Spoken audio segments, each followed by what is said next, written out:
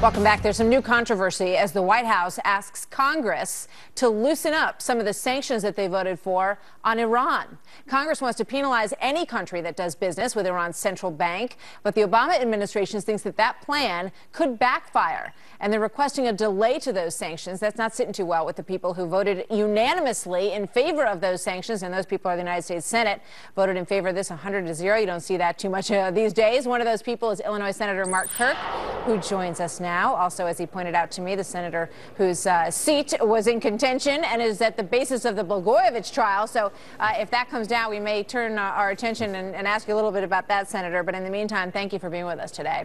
You bet. Thanks for having me. So, the big question is how tough do we need to be on Iran in order to get some results and in order to get them to back down on a nuclear weapons program that is widely believed to be underway there?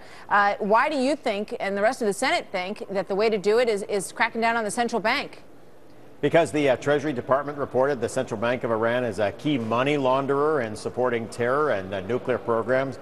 Because the United Nations has now said that Iran is getting close to a nuclear weapon in violation of its own signature on the Nuclear Non-Proliferation Treaty. And because of Iran's oppression of human rights, especially for 330,000 Baha'is and prisoners of conscience across the country. So the central bank is the paymaster. It's the central focus and weak point of the regime. And the Obama administration opposed the Menendez-Kirk amendment, bipartisan amendment, but not a single senator stood with them. The Senate voted 100-0 against the Obama administration position. It's very striking because, as I said, in an era where we barely see any votes that go the way this one did, 100-0 on this to crack down on the central bank in Iran. But their argument is that if you do that, they say sanctions don't work, that they rarely ever evoke the intentions and the purposes that they were set out to do, and that this will ultimately end up, the White House believes, in driving oil prices higher, which will be a bad situation for everybody and will really put money back in the pockets of Tehran. And they say that's exactly what we don't need to happen. Well, the Senate unanimously disagreed because, number one, the war in Iraq is over and production is going up there. The war in Libya is over and production is set to double there. And there are indications from oil markets that Saudi Arabia has substantially increased production. All of that means that there's the chance to have oil buyers unhook from Iran. And, of course, the Menendez-Kirk amendment gives weeks, if not months, for the adjustment to happen, with critical waivers for the administration should they see anything unexpected.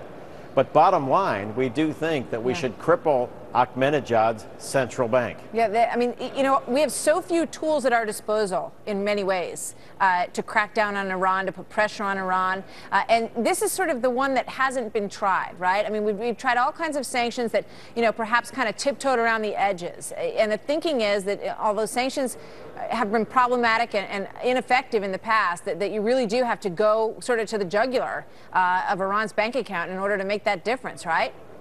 That's right. We think that this is the central weak spot. We basically say for any business which does business with the central bank of Iran, you can't do business with the United States. It forces financial institutions across the globe to choose between the small $300 billion Iranian economy and the $14 trillion U.S. economy. And of course, France, Britain, Canada, Australia, many of our allies already agree, with France even calling for tougher measures. And of course, after the Iranian plot to blow up a Washington, D.C. restaurant to kill the Saudi Arabian ambassador, there's no love lost there either.